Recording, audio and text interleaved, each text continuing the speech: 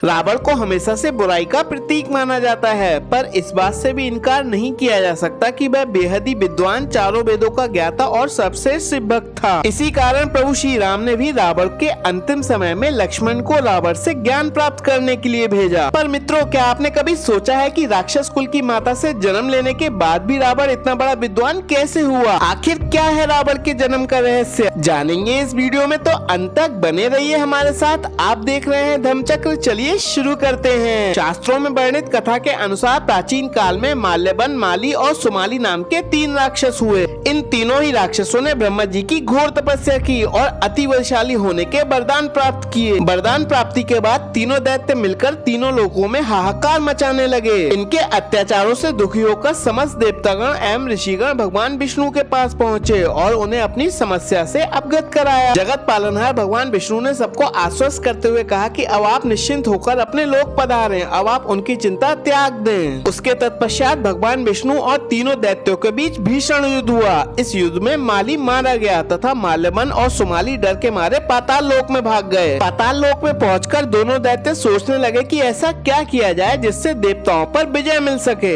तब सुमाली को लंका नरेश कुबेर का ख्याल आया। तब उसने सोचा, क्यों न मैं अपनी पुत्री का विवाह कुबेर के पिता ऋषि विश्वा से करा दूं, जिससे हमें दैत्य समान बलशाली और देवताओं समान तेजस्वी तथा ज्ञानी संतान की प्राप्ति हो, जो राक्षस कुल का प्रतिनिधित्व करते हुए सब पर राज कर सके। इसी विचार से दैत्यराज सुमाली ने अपनी पुत्री कैकसी को ऋषि विश्वा के पास भेजा। कैकसी की सुंदरता से मोहित होकर ऋषि विश्वा ने कैकसी से गंधर्व विवाह किया, जिसके कुछ समय पश्चात ही उन्हें पुत्र रूप में रावण की प्राप्ति हुई। रावण जन्म से ही अति बलशाली, तेजस्वी और बुद्धिमान था। वैसे तो रावण महान तपस्वी ऋषि विश्वा का पुत्र था, परंतु रावण की माता कैकसी दैत्य कुल से थी, इसलिए रावण में संपूर्ण आसुरी प्रवृत्तियां भी सम्मिलित थीं, जिस कारण आगे चलकर राक्षसों का प्रतिनिधित्व करते हुए वह लंका का राजा बना तथा तीनों लोक पर राज किया। तो दोस्तों, उम्मीद है आपको वीडियो पसंद आई होगी। इसी तरह की सनातन धर्म से जुड़ी रोचक कथाओं को जानने के लिए हमें लाइक, शेयर, सब्सक्राइब करना ना भूलें। जय श्री राम।